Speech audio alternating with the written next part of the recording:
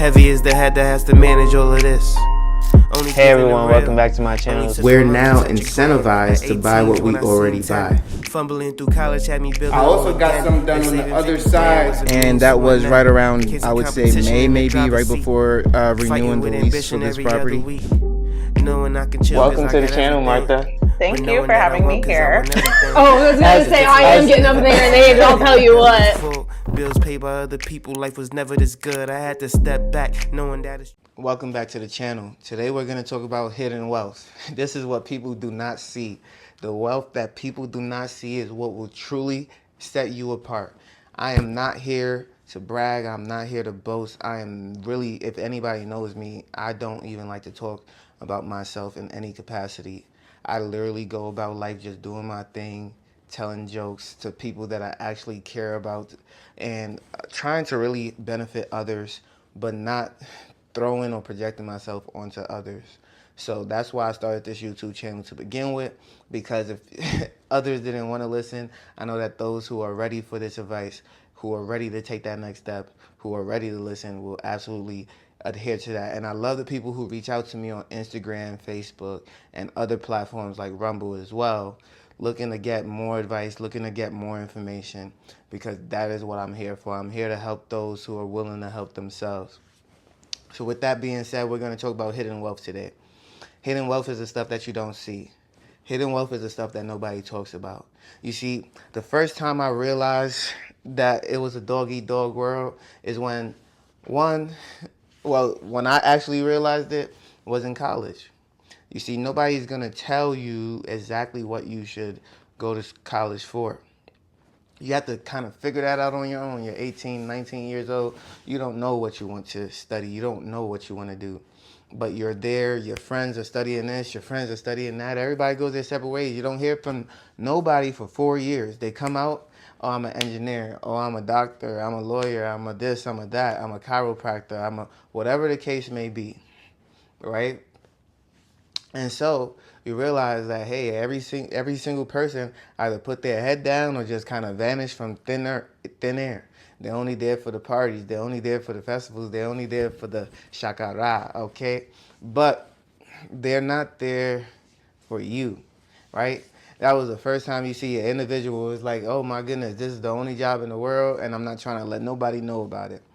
And truthfully, another thing that I didn't notice at the time was even in sports, certain places you would go, people tried to tell me, hey, go to this place, hey, go to that place, especially when it came to sports. And I should have went to Erasmus Hall, if anybody remembers what that was back in New York, back at the time. But I was deterred because I was listening to outside opinions. And that was probably the last time that I listened to an outside opinion without doing my own research, because actually that was the second to last time, because I remember getting burned by Big Connect as well. But anyway, back on the topic of hidden wealth. Hidden wealth, the stuff that nobody's going to tell you about, and what I'm about to dive into today is what is absolutely going to set you apart. I know I said that already, but it's super important that you understand that, because it is not flashy. It is not the stuff that everybody's going to see. It's not about the nice car. It's not about driving with 4-inch rims or whatever it is that they call these things these days. It's truly about you building your net worth, building your investments. And last episode, I talked about stocks. I talked about how to grow your portfolio a little bit. I talked about dividend growth stocks. And I talked about how I'm earning dividends month over month over month, more and more and more each day. How I started with 30, then went to 50, then went to 80, and then maybe I might be at 100. I had to look at my dividend growth portfolio now and see how much dividends am I earning every single month, because that would be exciting. It's exciting to know what milestones you're achieving. But nobody's going to see my stock market portfolio. Nobody, except for when I actually show you guys, right? Nobody's going to see how much dividends I'm earning every single month. Nobody's going to know, and nobody's going to really... You see people every single day, you don't know what their net worth is. Some people's net worth is negative 500. Some people's net worth is 500 million, right? And so each person that you see, you honestly don't know their net worth based on what they have on and what they're wearing. But what I can tell you is that people are growing their net worth, and it is a hidden gem. You see, you're not going to know what's in my 401k or Roth IRA. You're not going to know what's in my stock market accounts that I play with or that I'm investing. You're not going to know whether I have a pension that I'm growing with the state or the city or the government. You're not going to know whether I have retirement with the military or with any other armed service, right?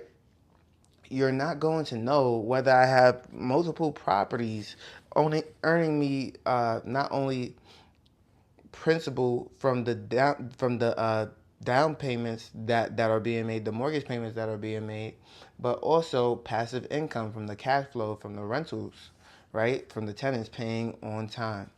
And so all of those things that I just listed, there are people who have hidden wealth, hidden assets, passive income coming their way. For those of you who've been watching my channel, you know I have at least 5 of those streams working for me at all times, right? And so when you start to look at that, when you start to look at that dividend growth, when you start to look at that real estate asset growth, when you start to look at the cash flow coming in on top of that, when you start to look at the principal pay down and my net worth increasing, when you start to look at the possibility of more pensions, more retirement income coming your way at such an early age, it is mind-blowing how much hidden wealth is available.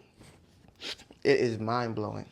It is mind-blowing how quickly somebody can say, yo, my life is set for good, for absolutely good. And it is so easy to see why those back in the 1980s, 1970s could retire from one job because they had been working in the steel mills, they had been working in these car manufacturing plants, and they were getting pensions, they were getting retirement plans, they were getting all the benefits that they need in order to live a comfortable life. They were working their schedule Monday through Friday. They were off on the weekends. They were able to go to church on Sundays. They were able to relax and enjoy their lives. Now you have people doing so many different jobs: Uber, Lyft, McDonald's, bartending, just to make ends meet. Just to make ends meet.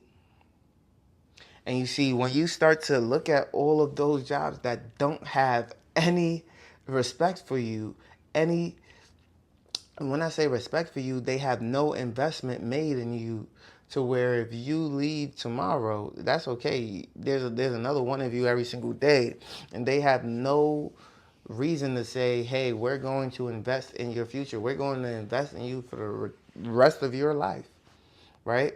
And so sometimes the worse the job is or the worse the requirements are, the more they're going to pour into trying to retain you, right? The more they're going to pour into trying into mold you to be the person that they need to be, whether that's more training, whether that's more benefits, whatever it is, right?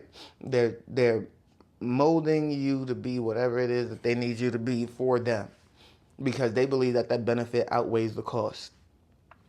And so when we're talking about hidden wealth, you have to start building on those things. If you already have a property, start building on that. Start, especially if the interest rate is over 6%, start paying that down. Start getting more principal instead of interest. Those are the small goals that I made for myself when I started to start paying down my properties, my mortgages.